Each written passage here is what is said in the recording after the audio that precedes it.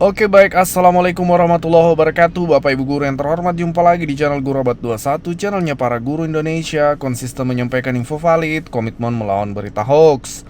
Nah bapak ibu, di video kali ini kita kan update, kita kan sudah berada di bulan 5. TPG per bulan itu sudah cair sejak Januari, Februari, Maret, April bapak ibu.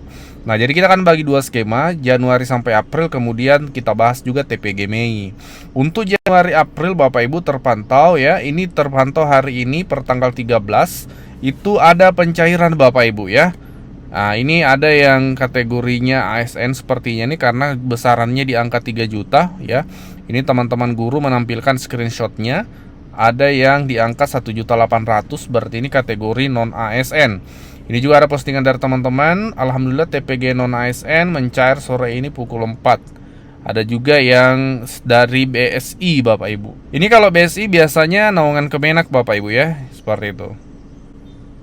Jadi guru-guru sertifikasi berlanjut pencairan hari ini Bapak Ibu. Selamat untuk yang menerima TPG-nya hari ini. Nah untuk TPG Mei Bapak Ibu, tadi kami cek melalui bot Telegram ya. Jadi admin Info GTK itu menyediakan juga, selain bisa kita cek melalui Info GTK, status validasi itu bisa kita cek melalui bot Telegram yang dibuat oleh admin GTK Pusat. Nah hasil pengecekan kami tadi Bapak Ibu per tanggal hari ini, ternyata masih update terakhir ini belum terbaca Bapak Ibu ya, masih tertanggal 4 April tanggal update terakhir. Kemudian tanggal proses terakhir masih tertanggal 12 April.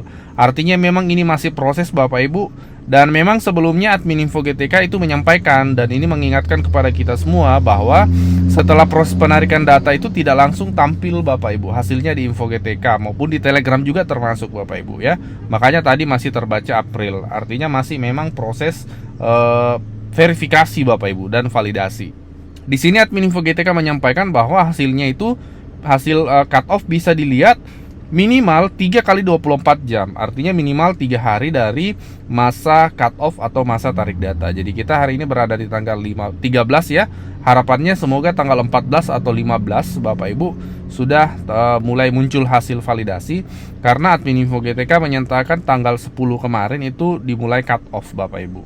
Ini postingan dari saluran admin Info GTK yang kami tampilkan melalui channel ini Bapak Ibu. Kemudian untuk gaji 13 ini juga sering ditanyakan tentunya di kolom komentar, karena kita sudah berada di bulan Mei, artinya ini sudah dekat-dekat ya waktunya pencairan gaji 13. Itu sudah diumumkan juga oleh Menko Perekonomian Pak Erlangga, menyebut tentang gaji 13. Bagi Bapak Ibu yang belum menyimak, berikut ini kami tampilkan keterangan dari beliau. Gaji ke-13 ASN sesuai dengan PP 9 2026, targetnya sebesar 55 triliun, dan gaji ASN ke-13 itu kan diharapkan bisa diberikan di bulan. Teman-teman media cetak, media elektronik, saya didampingi oleh Pak Ferry, Deputi, Pak Haryo, Pak Ellen, terutama terkait dengan pengumuman dari hasil BPS yang tadi diumumkan jam 11. Kita lihat di tengah dinamika global yang masih mencari keseimbangan baru, ekonomi Indonesia tumbuh baik di luar ekspektasi dari berbagai lembaga, di mana di kuartal pertama pertumbuhan ekonomi kita mencapai 5,61%. Nah, pertumbuhan kita yang 5,61% ini adalah tumbuh di atas beberapa negara G20.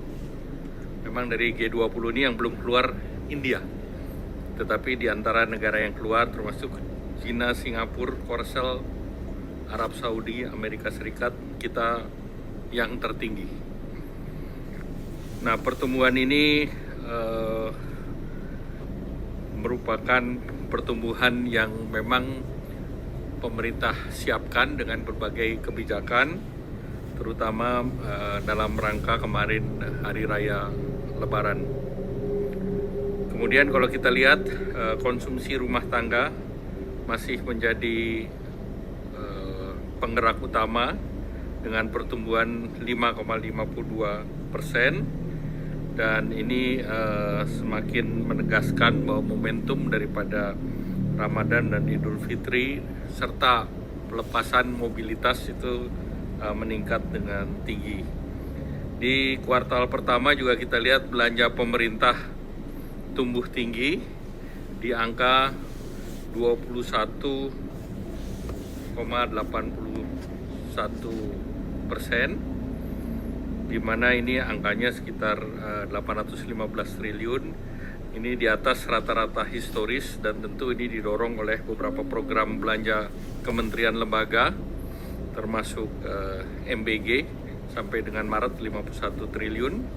Kemudian stimulasi daripada diskon tarif, THR dan untuk ASN realisasi sebesar 51,65 triliun serta dari pihak swasta maupun ojol.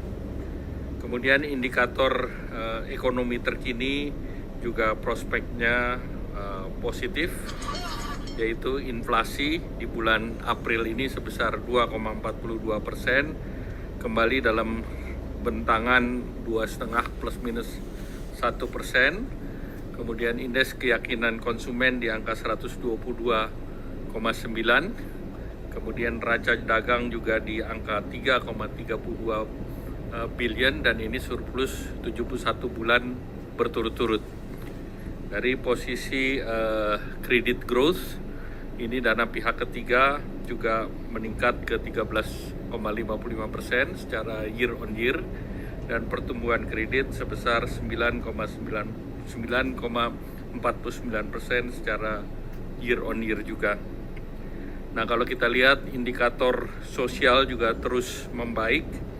Sepanjang Februari 2025 sampai Februari 2026, penyerapan tenaga kerja bertambah sebesar 1,89 juta, sehingga total jumlah orang yang bekerja sebesar 147,67 juta, dan tingkat pengangguran terbuka menurun dari 4,76% di Februari 2025 menjadi 4,68% di Februari 2026. Capaian ini memperkuat kualitas pertumbuhan ekonomi di samping penurunan angka kemiskinan sebesar 8,25% di September 25 dan rasio Gini 0,363 juga di September 2025. Sepanjang triwulan 1, berbagai stimulus dan kebijakan pemerintah mampu mendorong pertumbuhan dan menjadi bantalan terhadap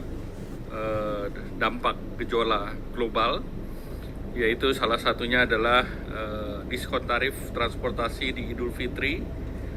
Penumpang kereta api ekonomi naik sebesar 7,6% secara year on year, angkutan laut naik 2,56% year on year, angkutan penyeberangan naik 13,7% year on year, dan realisasi subsidi sebesar 169 miliar. Dari kredit program KUR di kuartal pertama, capaiannya adalah 96,18 triliun dan ini merupakan 34,41% daripada target. Kemudian kredit Al-Sintan itu 55,92 miliar, ini 23,19% dari target.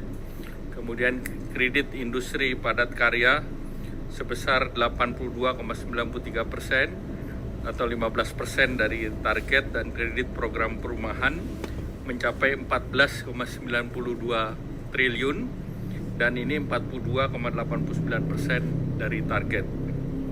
Nah, kebijakan fiskal akan dioptimalkan untuk menjaga momentum pencapaian target pertumbuhan di tahun 2026 sebesar 5,4% dan menjadi buffer terhadap gejolak ekonomi global, antara lain gaji ke-13 ASN sesuai dengan PP 9 2026, targetnya sebesar 55 triliun.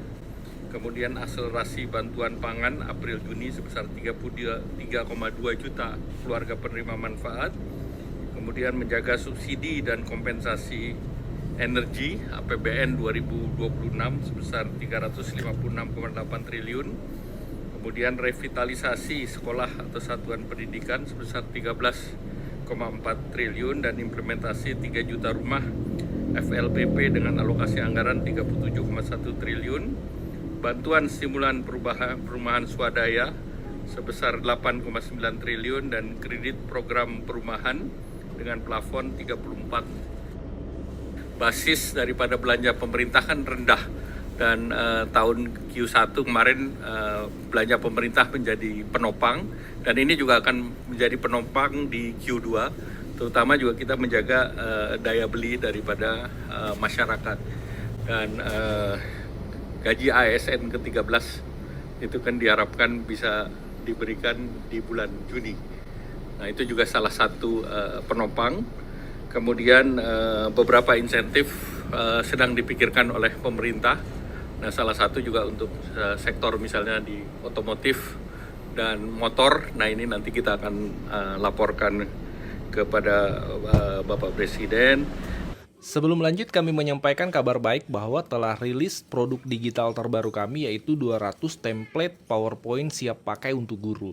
Guru-guru kan sering tuh butuh PowerPoint, namun kadang bingung karena PowerPoint-nya kurang menarik, flat, dan tidak variatif. Nah, 200 template PowerPoint siap pakai ini akan membantu guru-guru, sehingga Bapak Ibu tidak perlu mendesain dari awal, sudah ada template-nya, tinggal Bapak Ibu sesuaikan. Ini cocok untuk semua jenjang ya, mulai dari TK, SD, SMP, SMA, sederajat Bapak Ibu. Jadi Bapak Ibu cuma sekali beli bisa dipakai seterusnya sampai Bapak Ibu pensiun. Jadi silahkan dipesan 200 template PowerPoint siap pakai untuk guru ini di nomor WA admin kami 0823 1332 0383.